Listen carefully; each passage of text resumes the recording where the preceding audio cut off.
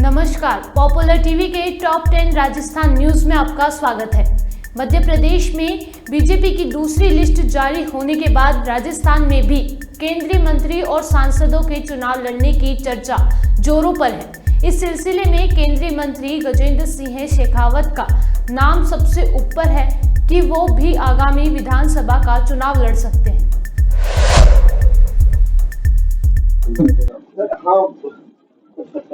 क्या आप भी जिस तरह मध्य प्रदेश में सांसदों को उतारा गया है, आपका भी नंबर लग रहा है क्या? देखिए, मैं आपको एक बात पूछना चाहता हूँ। मध्य प्रदेश में मंत्रियों और सांसदों को चुनाव लड़ने के लिए भेजा गया, जिस दिन सूची आई थी उससे पहले उसकी कोई चर्चा थी। और मध्य प्रदेश और राजस्थान की परिस्थितियां एक जैसी तो नहीं है, लेकिन उसके बाद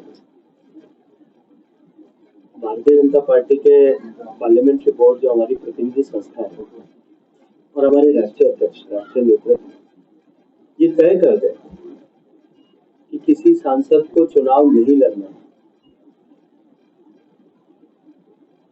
तो उसमें कहीं कोई प्रश्न चिन्ह हो सकता है। अगर ये तय कर दे, पार्लियामेंट्री बोर्ड ये तय कर दे कि गुजरात की सरकार के मुख्यमंत्री से लेकर सभी मंत्रियों को बदल दिया जाए और बाद में उनको चुनाव लड़ने के लिए टिकट भी नहीं देंगे, ये तय कर दे, इसमें कहीं कोई किसी तरह की आवाज आपको सुनाई देती है? अगर ये तय कर दे कि मंत्रियों को चुनाव लड़ना है, तो आपकी इच्छा हो और नहीं हो तो भी चुनाव लड़ना है, आदेश है, तो इसमें कहीं किसी तरह का प्रश्न चिन्ह खड़ा हो जाएगा। जिनका विशेष अधिकार है तय कर देंगे कि गजेंद्र सिंह को या किसी और मंत्री को विधानसभा का चुनाव लड़ना है या लोकसभा का चुनाव लड़ना है या दोनों ही चुनाव नहीं लड़ना है, संगठन में जाकर के काम करना है। और हमारे तो उसके ऊपर भी जो हमारा परिवार है, जिस विचारधारा से हम आते हैं, हमारा विचार परिवार है, वो ये तय कर दे कि अब गजेंद्र सिंह जैसे किसी व्यक्ति की आवश्यकता जो है वो सेवा भारती में ज्यादा है, तो वहां जाकर के काम करे तो वहां जाकर के करें। लेकिन इतना तय बात है कि जहां भी काम करें वहाँ इसी उत्साह से करेंगे, इसी उमंग से करेंगे, इसी जो है अपेक्षा से करेंगे, इसी ऊर्जा के साथ में करेंगे। और वो इसलिए करेंगे क्योंकि जहां भी काम करेंगे ना, वहाँ लक्ष्य एक ही है और वो है भारत माता की जय। केवल राजनीति एक मात्र माध्यम नहीं हो सकती, अनेक माध्यम हो सकते हैं। केवल चुनावी राजनीति माध्यम नहीं हो सकती, सांगठनिक राजनीति भी हो सकती है। तो ये तय करना जब व्यक्ति के हाथ में होता है, तब जाकर के बहुत सारी संकट और चुनौतियां खड़ी होती है। ये जब नहीं होता विषय, तब जो है बहुत सारे विषयों का ऑटोमेटिकली समाधान होता है, तब एक संगठन के नाते काम करता है। और आपने इसीलिए मैं आपको जिम्मेदारी से बात कहता हूँ कि इस विचार से काम करने वाले लोग मिलकर के भारतीय जनता पार्टी का निर्माण करते हैं। इसलिए भारतीय जनता पार्टी का कभी वर्टिकल स्प्लिट आज तक नहीं। कांग्रेस है, बहस से लेके आई तक पता नहीं कितनी बार तक टूटी। कम्युनिस्ट पार्टी ने दुनिया में कम्युनिस्ट बनने के बाद में, पार्टी बनने के बाद में और भारत में बनने के बाद में जो है कितने दशक, कितने टेंस में जो है कितनी बार 40 बार कितने वर्जन आ रहे। भारतीय जनता पार्टी का वर्जन अभी तक एक ही है, क्योंकि हम विचारधारा पर। पूर्व मुख्यमंत्री जी से आपकी मुलाकात हुई, तो अब इस पे क्या है मतलब समाधान वाली जो मेरी पार्टी की राष्ट्रीय उपाध्यक्ष, 2 बार मेरे प्रदेश के मुख्यमंत्री हैं, 2 बार मेरे प्रदेश की प्रदेश अध्यक्ष रहे, हम सब की नेता है राजस्थान में। मैं सहज भाव से उनके यहाँ कॉफी पीने गया था यार, उसमें भी लेकर के लोगों को देखो, कोई भी 2 राजनीतिक लोग समय बात तो बागेश्वर बाबा की कथा पर चर्चा नहीं होती। सही बात है। चुनाव का समय है, राजस्थान के चुनावी परिप्रेक्ष्य की निश्चित रूप से बात हुई होगी। राजस्थान में वर्तमान की अशोक गहलोत सरकार किन किन मुद्दों पर विफल रही है, इसके बारे में भी चर्चा हुई होगी। हमको आगामी चुनाव में किन किन विषयों पर, भ्रष्टाचार से लेकर के, महिलाओं के साथ जो अपराध हुए उसको लेकर के, किसानों की दुर्दशा से लेकर के, युवाओं के सामने जो अंधेरा छाया हुआ उस सबको लेकर के, सरकार की को किस तरह से घेरना है, इन सब विषयों पर भी चर्चा हुई। आगामी चुनाव में हमको किस स्ट्रेटेजी के साथ में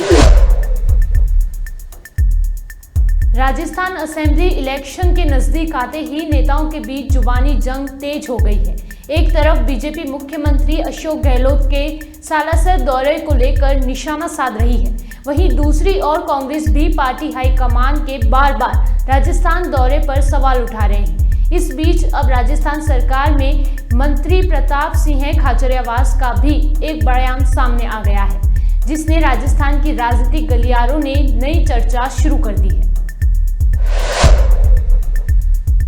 देखिए, बीजेपी बहुत दबाव में है और राजस्थान में जो कांग्रेस को समर्थन मिल रहा है, कांग्रेस के प्रति जो माहौल है, उसके बाद बीजेपी के तमाम राष्ट्रीय नेता बार बार आ रहे हैं और कितना भी मंथन बीजेपी कर ले, लेकिन बीजेपी को जवाब देना पड़ेगा। राजस्थान में हमारा वेलफेयर और डेवलपमेंट का जो मॉडल है, उसकी चर्चा पूरे देश में है।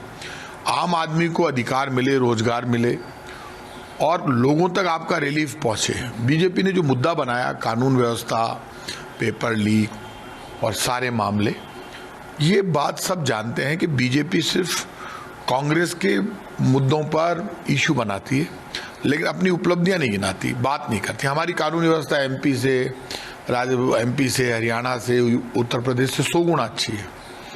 पेपर लीक राजस्थान में तो कम हुए हैं, इनके राज्यों में ज़्यादा हुए हैं, बीजेपी के राज्यों में। बीजेपी ये जो नाटक कर रही है चलने वाला नहीं है। बीजेपी कितना भी मंथन चल रहे, बीजेपी के अंदर खाते गुटबाजी है। वसुंधरा जी को जिस ढंग से इन्होंने किनारे किया, उसके बाद बार बार बीजेपी के बड़े नेताओं को आकर और मीटिंगें लेनी पड़ रही है। अब ये मीटिंगें लेट हो गए, बीजेपी में वर्टिकल डिवीजन हो चुका है, आपस में जबरदस्त लड़ाई चल रही है। तो भारतीय जनता पार्टी पहले अपना घर संभालने में रखी हुई है। अब तक बार बार बीजेपी जो कांग्रेस के ऊपर अटैक कर रही थी, वो फेल हो गई। बीजेपी की परिवर्तन यात्रा की हवा निकल गई। बीजेपी कुछ भी कर ले, राजस्थान में कांग्रेस की बहुत बड़ी जीत होगी और कांग्रेस बड़े बहुमत के साथ राजस्थान में सरकार बनाएगी। अलग अलग बाहर के राज्यों के विधायक सांसदों को बुलाया गया है। यहाँ पर बीजेपी ने अलग अलग जिलों की जिम्मेदारी दी है। रमेश विधुड़ी जो कि संसद में पिछले दिनों अपने बयान को लेकर, देखिए ये जो लोकसभा में जो भाषा इनके सांसद रमेश विधुड़ी जी ने बोली, वो गैर संवैधानिक भाषा है। आप किसी के भी धर्म के प्रति, जाति के प्रति, आप तो बिल्कुल पूरे प्लान्ड वे में बीजेपी ने भाषण दिलवाया अपने एमपी से और बहुत ज़्यादा गलत ढंग से सामने वाले एमपी को कहा, उनके धर्म को लेकर चुनौती दी। तो वो तो बीजेपी की एक रणनीति का हिस्सा है कि आप गाली दो, माहौल बने, क्योंकि देश में बीजेपी अपने काम का माहौल तो बना नहीं सकती। तो उनका एक एमपी दूसरे मुस्लिम एमपी को गालियाँ दे रहा है, उनको गलत गलत भाषा का प्रयोग कर रहा है, ये है तू वो है, मतलब बहुत गंदा बोल रहा है। तो उससे एक माहौल बने, कट्टरता पैदा हो, जिससे बीजेपी को फायदा हो हिंदुइज्म के नाम पर। तो बीजेपी के जो नेता बड़ी बड़ी बातें डायलॉगबाजी कर रहे हैं, वो धर्म के रक्षक जो होते हैं, वो दूसरे धर्म को गाली देकर अपनी ताकत शो नहीं करते। बहादुर आदमी को कभी ये चिल्ला कर गाली देने की जरूरत नहीं पड़ती। बहादुर मौके पर अपनी बहादुरी दिखाता है। तो बीजेपी कितने भी ऐसे लोगों को लगा दे, इससे कोई फर्क पड़ने वाला नहीं। कोई बात नहीं, टोंक के लोग तो और होशियार है, वहाँ तो बिल्कुल ही स्थिति बीजेपी की कमजोर रहेगी। रमेश विधुड़ी का आने का कोई फर्क नहीं, कोई जाने को नहीं, कोई जानता नहीं है। राजस्थान में बीजेपी का कुनबा बढ़ा है। पूर्व मंत्री देवी सिंह भाटी की घर वापसी हो गई है। देवी सिंह भाटी ने लोकसभा चुनाव में केंद्रीय मंत्री अर्जुन मेघवाल को टिकट देने के विरोध में बीजेपी छोड़ दी थी। लंबे समय से उनकी घर वापसी अटकी हुई थी। दरअसल अर्जुन मेघवाल घर वापसी को विरोध कर रहे थे। हाल ही में देवी सिंह ने सीएम अशोक गहलोत से भी मुलाकात की थी। भाजपा के प्रबल नेतृत्व, भाजपा में एक शक्ति पैदा करने वाले हमारे सारे मंचस्थ पदाधिकारियों को मैं प्रणाम करता हूं कि आज 5 वर्ष बाद में आपने वापस मुझे छाती लगाया और मैं भी बहुत गर्वान्वित हूं। किन्हीं परिस्थितियों से कुछ बिंदु के ऊपर अलग हो गया था मैं, लेकिन आज हमारे जो वरिष्ठ पार्टी के पदाधिकारी हैं, उनसे चर्चा हुई। कोई थोड़ा बहुत गिला शिकवा था तो वो भी दूर हो गया। मेरे जो बीकानेर के ही हैं केंद्रीय मंत्री अर्जुन राम जी मेघवाल से भी वार्ता हो गई। हम दोनों संतुष्ट हैं और कुल मिला के ये साथियों, आज पूरा देश ही गौरवान्वित नहीं हो रहा, पूरा विश्व है आज नरेंद्र मोदी के कारण से। सब ये देख रहे हैं कि विश्व में पूरे में जो आपस में मनमुटाव, झगड़े, लड़ाइयाँ, युद्ध चलते हैं, उसमें एक हमारा ऐसा व्यक्तित्व आया है जो पूरे राष्ट्रों को परिवार के रूप में जोड़ के शांति से जीवन जीने का एक दिशा बनाने के लिए है। तो ऐसे हमारा नेतृत्व और उसमें हम उस परिवार में पुनः शामिल हों तो मुझे बहुत खुशी है। निश्चित तौर पर पार्टी को तो बहुत ऊंचाइयां, हिमालय तक की ऊंचाइयां छुआई है और विश्व को बहुत कुछ दिया है, लेकिन अब हम वापस इस परिवार में जुड़ गए हैं।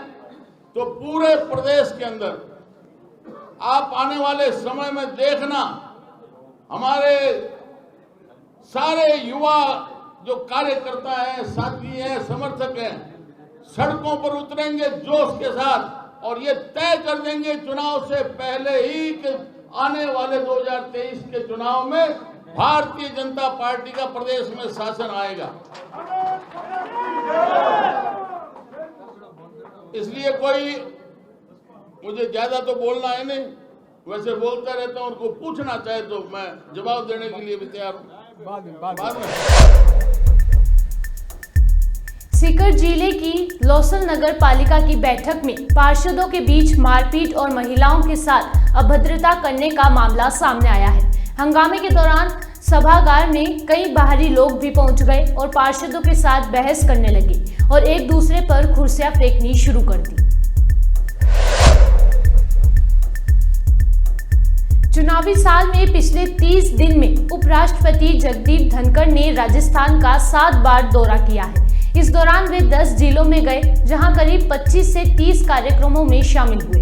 उपराष्ट्रपति के राजस्थान दौरे पर सीएम अशोक गहलोत ने सवाल उठाए हैं। हालांकि उपराष्ट्रपति भवन की ओर से अब तक इस पर कोई प्रतिक्रिया नहीं दी गई है। आप कहीं जाएंगे तो लोग कहेंगे साहब सरकार के विरोध में कोई भी पॉइंट नहीं है हमारे खिलाफ, अच्छा काम किया है हमने तमाम क्षेत्रों में राजस्थान के अंदर। पहली बार शिक्षा में, स्वास्थ्य में, सड़कों के अंदर, सोशल सिक्योरिटी में, पेंशन में, बच्चों की स्कूटी में, छात्रों में, युवाओं में, किसानों का अलग बजट पेश किया। गुड गवर्नेंस जो कहते हैं वो इस बार इस रूप में सामने आई है कि कानून पार कर दी जो कंट्री में कहीं नहीं है। एग्जाम्पल में 25 लाख का बीमा हिंदुस्तान में कहीं नहीं है। आज जिनके घर में बीमारी आती है वो जानता है कि उसको क्या लाभ मिल रहा है। एक्ट बना दिए स्वास्थ्य का, तो इतने तो कानून पास किए हम लोगों ने। शहरों में रोजगार खोल दिए, तो इतने खे हम लोग भी याद नहीं रख पाते। ये माहौल तो पहली बार हर गांव में मिलेगा आपको। लोकल प्रॉब्लम आती है वो हमेशा आती है, क्योंकि काम फिर एमएलए पड़ता है, एमपी से पड़ता है, उससे सिखाना लाजमी है। फिर हमारे जो विपक्ष के लोग हैं वो बड़ा लड़ा के बात भी करते हैं, ये भी होता राजनीति के अंदर।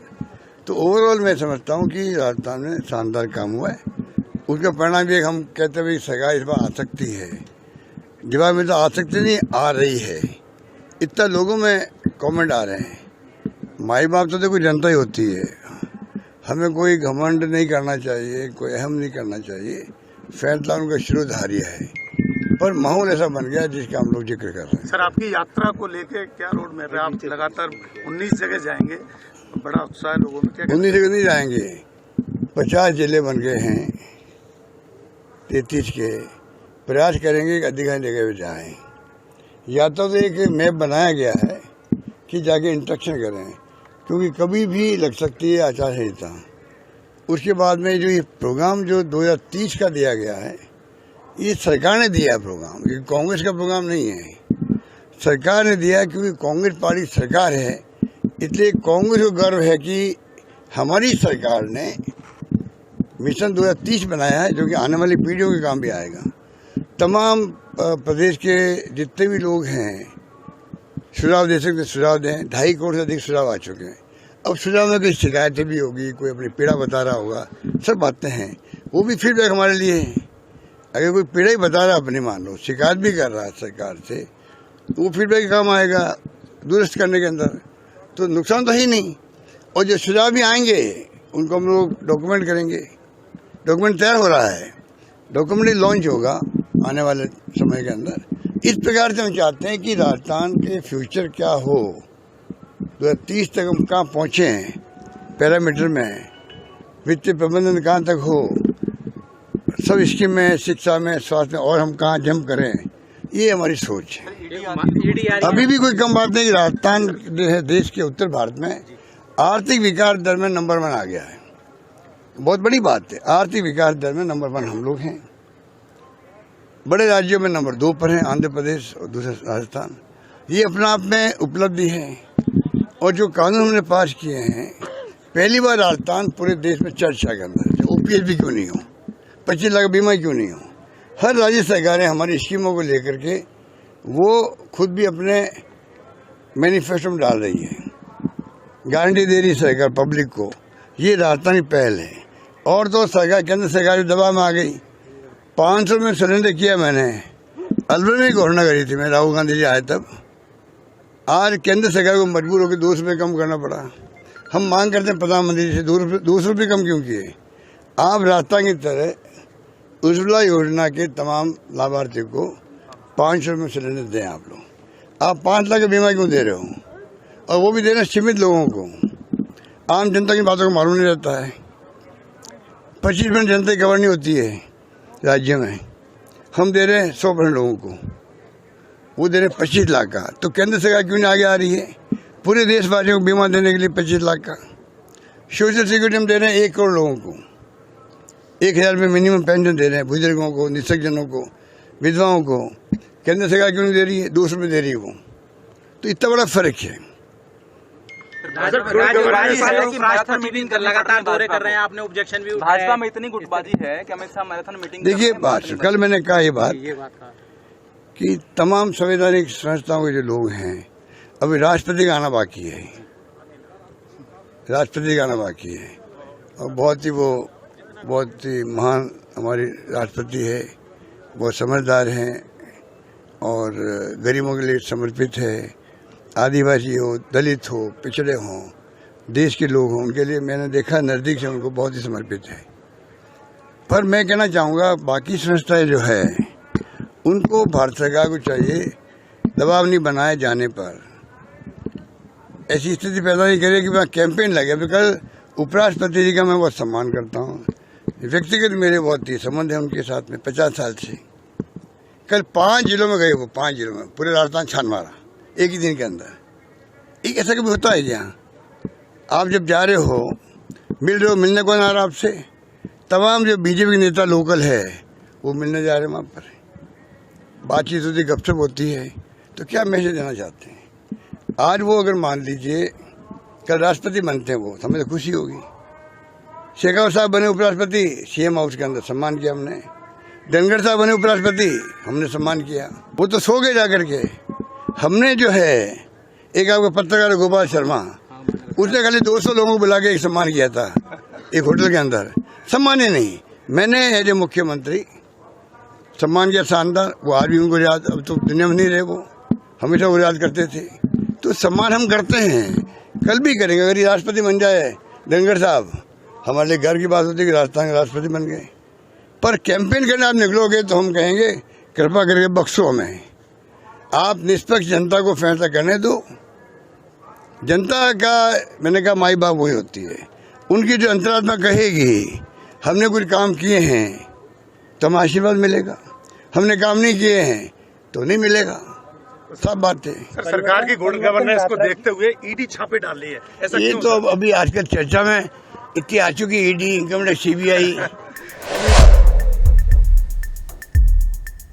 मुख्यमंत्री अशोक गहलोत ने कहा कि राज्य सरकार ने संवेदनशील, पारदर्शी और जवाबदेही सुशासन को धरातल पर साकार किया है। घोषणाओं को कुशल प्रबंधन के साथ योजनाओं के रूप में लागू किया है। उन्होंने कहा कि राज्य सरकार के गुड गवर्नेंस के कारण प्रदेश ने हर क्षेत्र में प्रगति की है। सूरतगढ़ में राजस्थानी भाषा में खेली जाने वाली विश्व की एकमात्र रामलीला के मंचन के लिए ब्राह्मण धर्मशाला के मंच पर भूमि पूजन हुआ। राजस्थानी रामलीला की पुस्तक स्वरूप का भी विमोचन किया गया।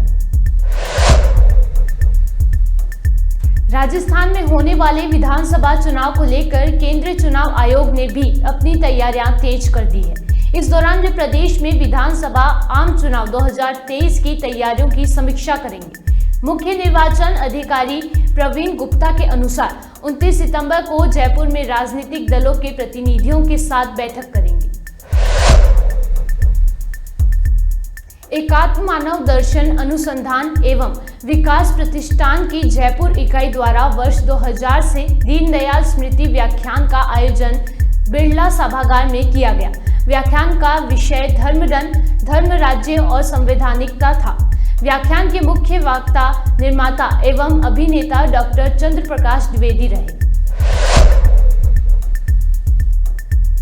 राजस्थान में अब बारिश का दौर थम जाएगा। प्रदेश में मानसून विदा की ओर है, लेकिन कई जिलों में आखिरी मानसूनी बारिश देखने को मिल रही है। प्रदेश के कई जिलों में झमाझम बारिश देखने को मिली। अलवर जिले में गुरुवार को कई स्थानों पर बारिश देखने को मिली। वहीं राजधानी में भी कुछ हिस्सों में बूंदाबांदी के साथ कभी धूप तो कभी बादल छाए रहे। इसके साथ ही आज यानी शुक्रवार को जयपुर, जोधपुर समेत कई इलाकों में बारिश की संभावना है।